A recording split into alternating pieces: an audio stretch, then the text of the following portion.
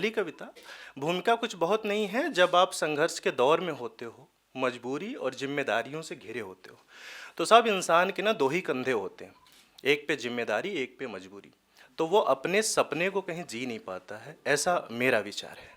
तो आपके वो सपने ना अंदर कहीं जलते हैं और उससे उठने वाली धुआं कहीं न कहीं आपको व्याकुल करती है। तो तब मैंने उस पे लिखा है, आप तक पहुँचे तो आप बताइएगा कि अंतर मन के व्याकुल शब्दों को, अंतर मन के व्याकुल शब्दों को जब सुना नहीं सकते हैं हम, अंतर मन के व्याकुल शब्दों को जब सुना नहीं सकते हैं हम, बोझिल आँखों में त्वरित नीर को जब दिखा नहीं सकते हैं हम, और स्वविरुद्ध लेकर निर्णय को, और स्वविरुद्ध लेकर निर्णय को जब ग्लानि नहीं कर सकते हैं हम, तब तब तुम्हारे भीतर तुम्ही से निर्मित तुम्हारे स्वर्णिम हर एक सपने, तब तुम्हारे भीतर तुम्ही से निर्मित तुम्हारे स्वर्णिम हर एक सपने व्याकुल शब्दों के बोझ तले तन कर चल नहीं पाते हैं, तल कर चल नहीं पाते हैं।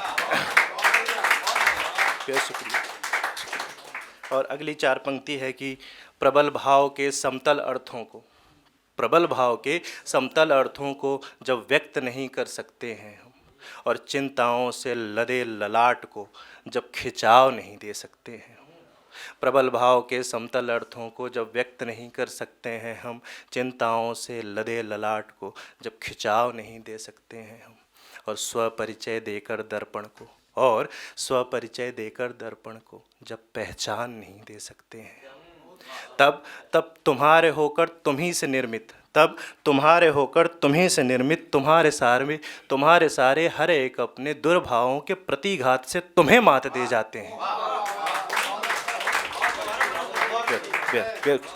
प्रबल भाव के समतल अर्थों को जब व्यक्त नहीं कर सकते हो तुम, प्रबल भाव के समतल अर्थों को जब व्यक्त नहीं कर सकते हो तुम, चिंताओं से लदे ललाट को जब खिंचाव नहीं दे सकते हो तुम, और स्वपरिचय देकर दर्पण को जब पहचान नहीं दे सकते हो तुम, तब तब तुम्हारे होकर तुम्ही से निर्मित, तब तुम्हारे होकर तुम्ही से पोषित तुम्हारे सारे हर एक अपने दुर्भावों के प्रतिघात से तुम्हें मात दे जाते हैं, तुम्हें मात दे जाते हैं। और इस कविता की अंतिम और समाप्ति चार पंक्ति इस तरह से सुनिएगा और खुद से जोड़ के देखिएगा कि अपने ही सोच के कुरुक्षेत्र में, अपने ही सोच के कुरुक्षेत्र में जब युद्ध नहीं कर सकते हो तुम, अपने ही सोच के कुरुक्षेत्र में जब युद्ध नहीं कर सकते हो तुम, और अपने अंदर के अभिमन्यु को जब रण में बचा नहीं सकते तुम, अपने अंदर के अभिमन्यु को जब व्यूह में बचा नहीं सकते तुम, और इस रण में उपजित वेदन पर,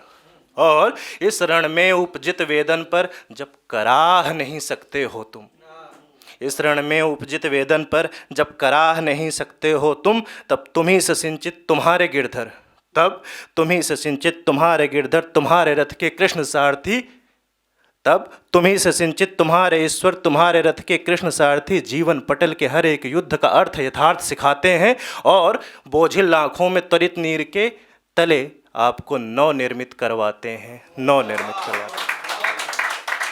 बेहद शुक्रिया, बेहद शुक्रिया।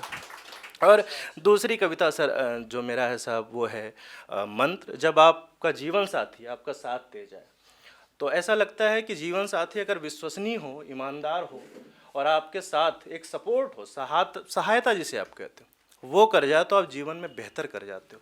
तो तब मैंने उस पर लिखा है कि तुम मेरे जीवन का मंत्र बनो, तुम मेरे जीवन का मंत्र बनो, मैं मंत्रमुग्ध हो जाऊं तुम पर, तुम मेरे जीवन का मंत्र बनो, मैं मंत्रमुग्ध हो जाऊं तुम पर, तुम मेरे कल का आज बनो, मैं युग सहस्त्र हो जाऊं तुम पर, मैं युग सहस्त्र हो जाऊं तुम पर।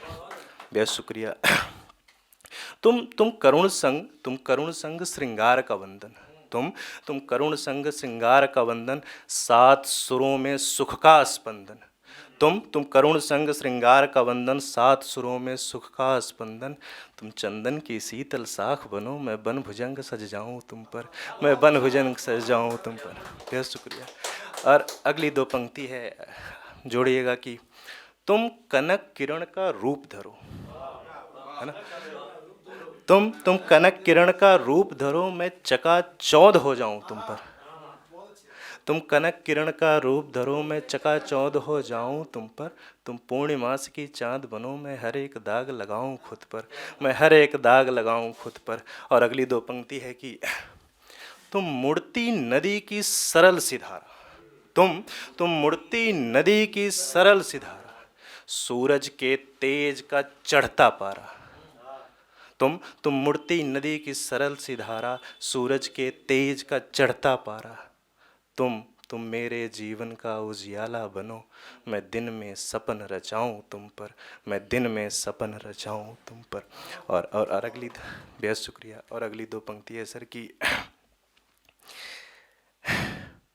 तुम दर्पण में मेरी छवि बनो, तुम दर्पण में मेरी छवि बनो, मैं तुमको ही दिखलाऊं खुद पर। तुम दर्पण में मेरी छवि बनो, मैं तुमको ही दिखलाऊं पर। तुम सबके प्रश्नों पे प्रश्न बनो, मैं बन जवाब उठ जाऊं सब पर, मैं बन जवाब उठ जाऊं सब पर। और इस कविता की समाप्ति की 4 पंक्ति है कि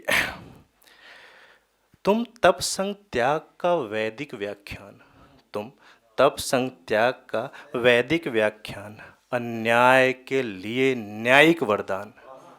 तुम तप संग त्याग का वैदिक व्याख्यान, अन्याय के लिए न्यायिक वरदान। तुम मेरे मस्तक का तिलक बनो, मैं विजय घोष कर जाऊं सब पर, मैं विजय घोष।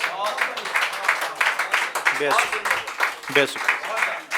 अगर आप ये वीडियो YouTube पर देख रहे हैं तो हमारे चैनल को सब्सक्राइब करें और बेल आइकन को दबाना ना भूलें। अगर आप Facebook पर ये वीडियो देख रहे हैं तो हमारे पेज को लाइक करें।